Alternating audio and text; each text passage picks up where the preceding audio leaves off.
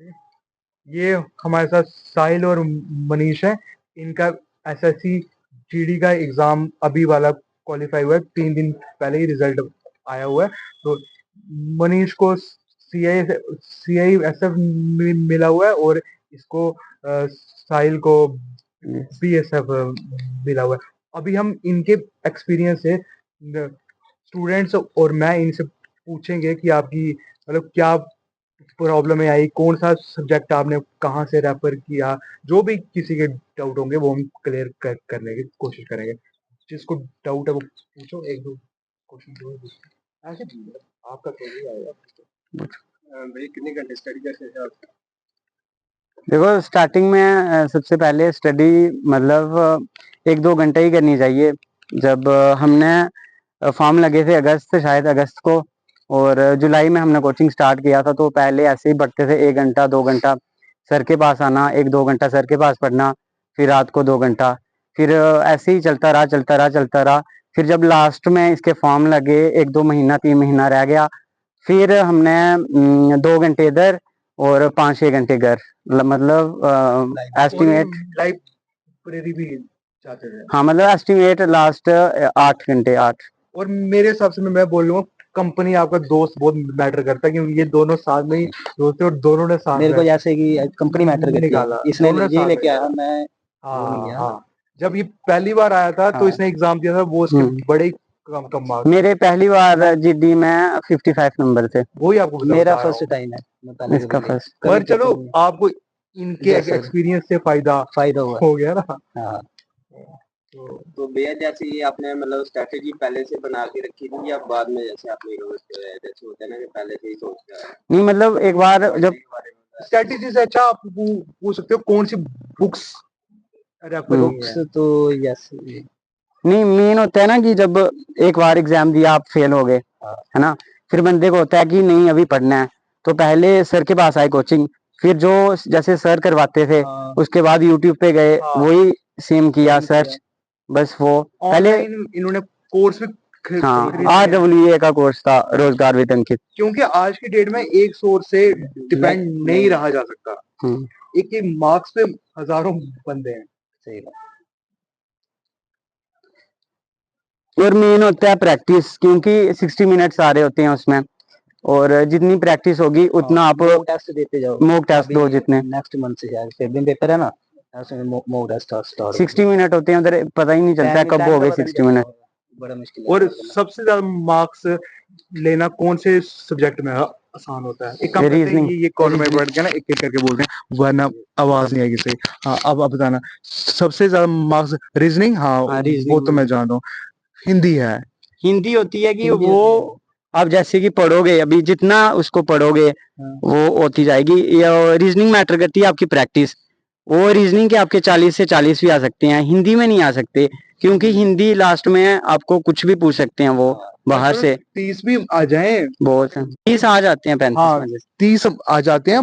पास होने के लिए थोड़ा तो हेल्प होती है। नहीं रीजनिंग के इसलिए बोला कि रीजनिंग के 40 आउट ऑफ 40 आ सकते हैं मजे से। मेरे को 36 आए, 38 इसके 38 रीजनिंग बोलता हूँ तो 35 बोलता हूँ। और मेरे को लगता है 10 दिन में रीजनिंग अगर बंदा आखिरी मोमेंट में करे तो हो सकती है। मैथ्स नहीं हो सकता है 10 दिन में, मैथ मजाक चल जाएगा।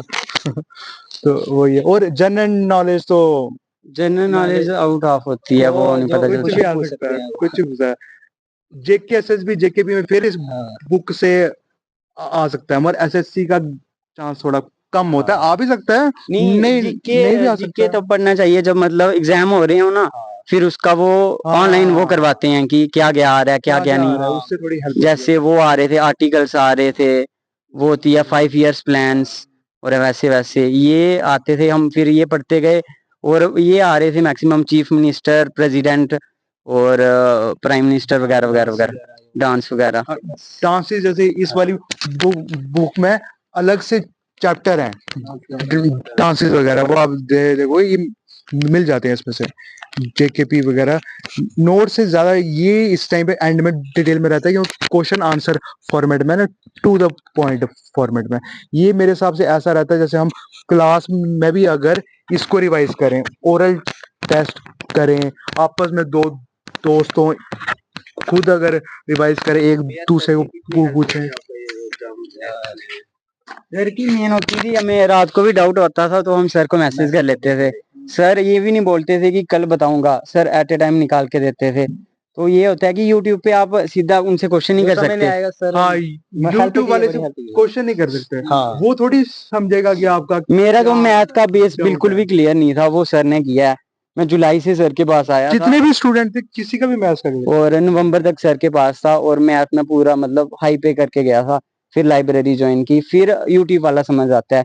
अगर आपका बेस ही नहीं क्लियर होगा फिर यूट्यूब वाला भी नहीं समझ आएगा। हाँ, मेन ये है। बेस चाहिए। यूट्यूब से पढ़ने के लिए भी बेस चाहिए। हाँ, वो बेस का एक बताते नहीं है ना एक इतना। ग्रेजुएट स्टूडेंट जिसका जो एक अच्छे खासे स्कूल में उधमपुर में पढ़ा हो, वो यूट्यूब से डायरेक्ट पढ़ सकता है। मगर एक थोड़ा जिसका स्कूलिंग ऐसे ही हो ना, उसको टीचर की जरूरत होती है। जब आपका फर्स्ट अटेम्प्ट था तो मतलब क्या क्या प्रॉब्लम्स आई आपको?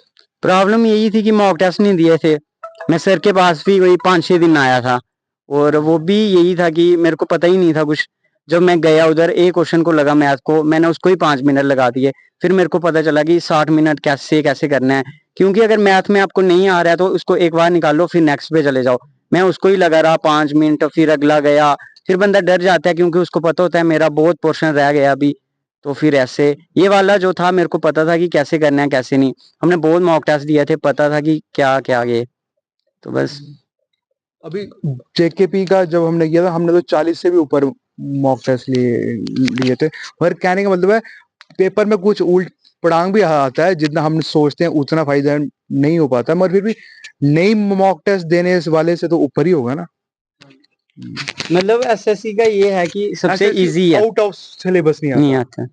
ये सबसे बड़ा फायदा है। और हर साल होना है। अगर इस साल कमी रह गई, जैसे इनका भी तो रहा था, तो अगली बार वो पूरा एक साल है। और सबसे बड़ी गलती यही है कि लोग जो बोलते हैं फॉर्म आने के बाद पढ़ना स्टार्ट करना है, जो हमारा जैसे ही नहीं हुआ था मैं आ गया था इधर ही।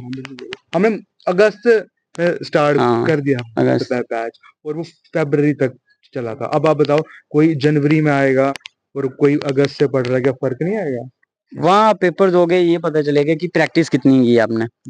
फिर मतलब फटाफट निकलते जाएंगे आप। 60 क्वेश्चन मतलब 80 क्वेश्चन होते हैं, तो 80-60 मिनट में बहुत, 1 मिनट से भी कम में करना होता है एक क्वेश्चन। मैथ फिर की देख जितनी लो। प्रैक्टिस करोगे ना उधर उतना आसान होगा। उधर लिखे रफ शीट देते हैं ना, वो करने की जरूरत ही नहीं है। जितनी प्रैक्टिस होगी रीजनिंग, मगर रीजनिंग मार्क्स भी ज्यादा देती है। रीजनिंग मार्क्स देती है। रीजनिंग में क्या है, एक दो क्वेश्चन कर लिए, सारे वैसे ही हैं। ऐसे ही सेम क्वेश्चन। मगर मैथ्स में करनी प्रैक्टिस ऐसा कोई गारंटी नहीं है ना कि सेम ही होगा। मैथ में कुछ अलग भी आ सकता है। और अग्निवीर और टीए तो सबसे आसान है, जो महीने 1.5 महीने में हो सकते हैं मेहनत करने वालों के, वरना नहीं मेहनत करने वालों का नहीं हो सकता 1 महीने में। क्योंकि 1 महीने में सारा सिलेबस करना कोई इतना आसान, फिर मैं तो करवा दूंगा, मगर आपको एब्जॉर्ब भी तो करना है। और जीके क्या ऐसी चीज है जो आपके लिए, मैं देख रहा हूँ, सबसे ज्यादा बारे में है, क्योंकि हमने जो टीए के पेपर भी सॉल्व किए, उसमें जीके सबसे ज्यादा इसमें से आई है।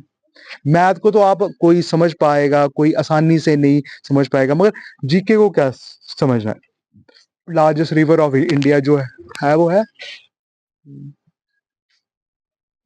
अब मतलब आप, और मैंने एक और चीज देखा है, जो स्टूडेंट इंग्लिश मीडियम में, मतलब इंग्लिश में पेपर देते हैं, वो इतनी सिलेक्शन नहीं ले पाते। नहीं, हिंदी ये होता है ना हिंदी कि वाले आपको 10th बेस आती है, वो सबको पता होता है कि विलोम शब्द आ रहा है, वो और रटे हुए होते इस हैं बार पहले से। सीट्स कम आई हैं, क्योंकि मेरिट बड़ा ऊपर गया हुआ है। मेरिट इस बार पेपर ऊपर भी गया इजी है। था इस बार। पर इजी पेपर इंटेलिजेंट स्टूडेंट के लिए अच्छा नहीं रहता है। वो खाली मल्ले में डाल मारने के लिए ठीक है कि मेरे इतने मार्क्स आए, मगर वो नुकसान होता है उसका। एक हार्ड वर्कर जिसने 8-8 घंटे मेहनत की है, मतलब उस मतलब 6 घंटे मेहनत की है, उसके लिए 12 नहीं है। मगर अगली बार ऑटोमेटिकली हार्ड आ जाएगा, क्योंकि उन्होंने भी तो देख लिया कि मेरिट कितना गया हुआ है। अगली बार हार्ड ही आएगा। ठीक है। और भी बस बस इतना रखते हैं।